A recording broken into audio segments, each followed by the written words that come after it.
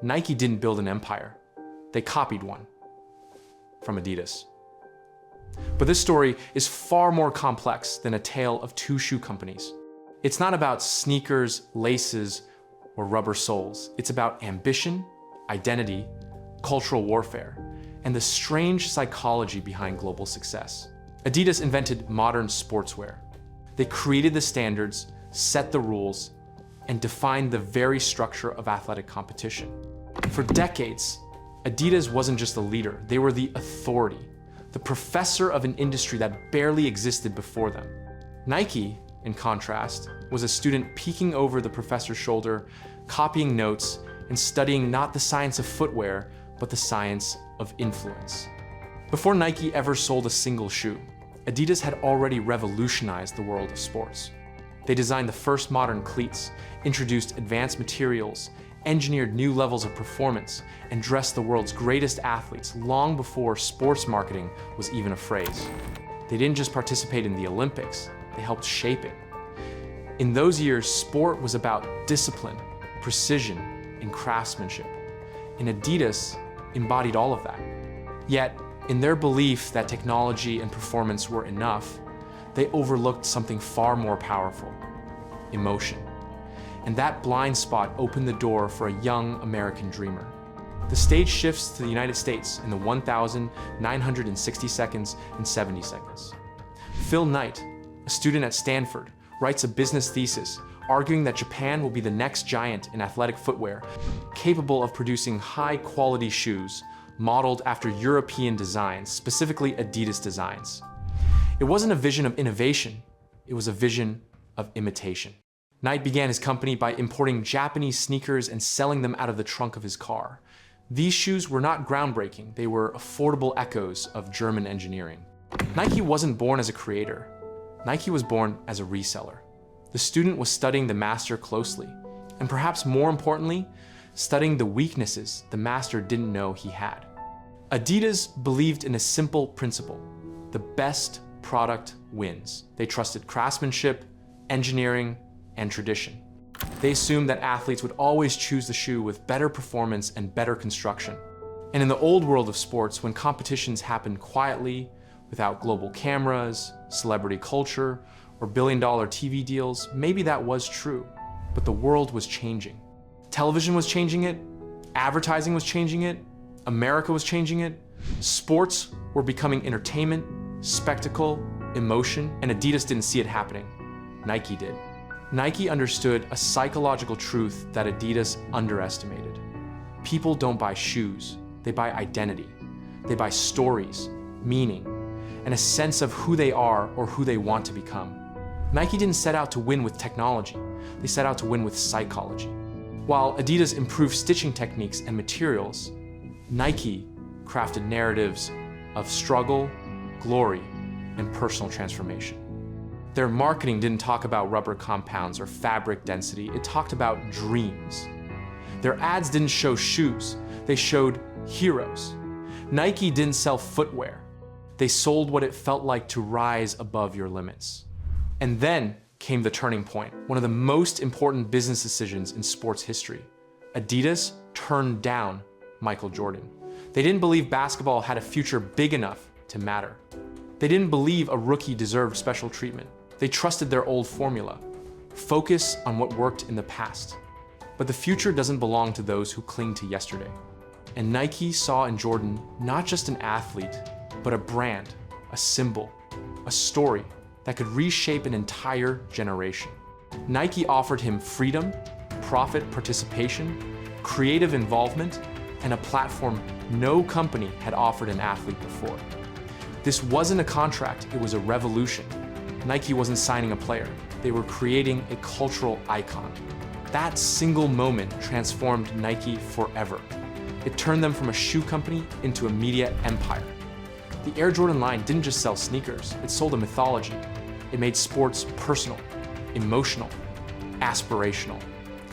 Adidas, still focused on engineering and tradition, didn't just fall behind, they were pushed into the past. They were experts in performance, but amateurs in storytelling. And in a world increasingly driven by image and emotion, storytelling was the new technology.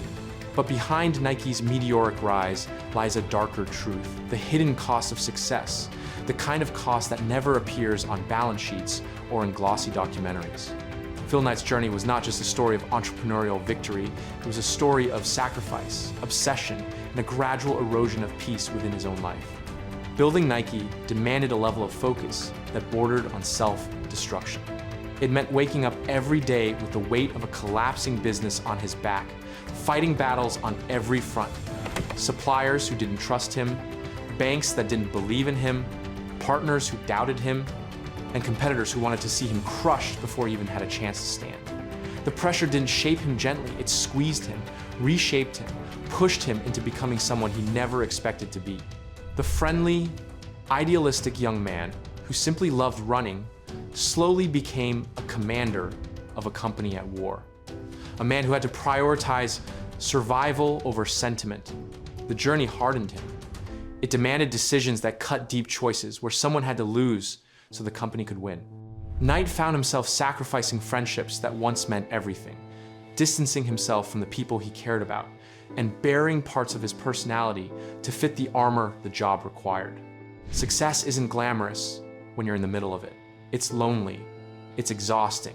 It's a continuous negotiation between what you want and what you must do. And Nike was not built by inspiration alone, it was built by a man who had to endure years of self-doubt, emotional fractures, and moments where the business nearly broke him.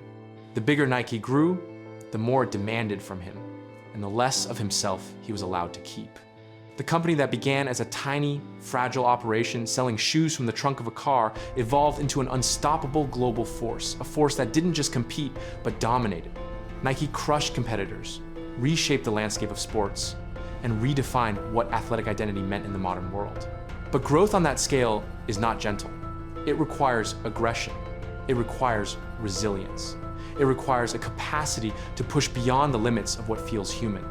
As Nike expanded, the power it accumulated transformed Knight. He became a leader who wasn't allowed to look back, who wasn't allowed to slow down, who wasn't allowed to be vulnerable.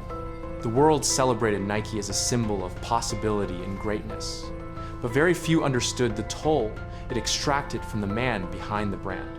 This is not a simple story of a rising business. It is a story of how building something enormous fundamentally changes the person standing at its center. Success doesn't just elevate people, it reshapes them. It carves away innocence, replaces doubt with pressure, and forces choices that linger long after the victories fade. Phil Knight didn't just build Nike. Nike built him into someone who could survive the weight of its own momentum.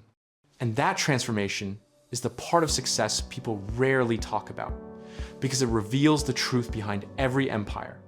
Something must be sacrificed for it to stand. Nike didn't win because they were smarter. They won because they were ruthless, relentless, and willing to weaponize emotion in ways Adidas never dared to. Nike learned to turn aspiration into a tool, to take the raw hopes of everyday people and convert them into a brand identity that felt larger than life.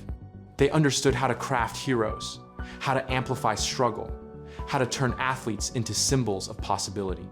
Meanwhile, Adidas clung to the belief that the world would always value logic over emotion, craftsmanship over narrative, engineering over identity.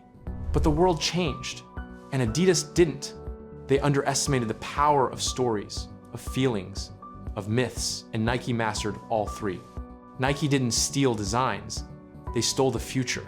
They understood that in the modern era, brands are not built in factories, they are built in hearts and minds.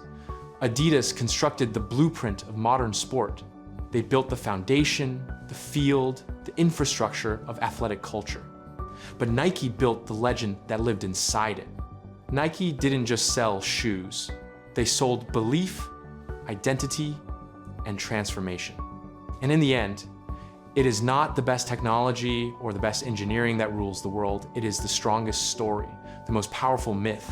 Adidas built the sport. Nike built the legend. And legends are what rule the world. That's all. Thanks for watching. Subscribe to the channel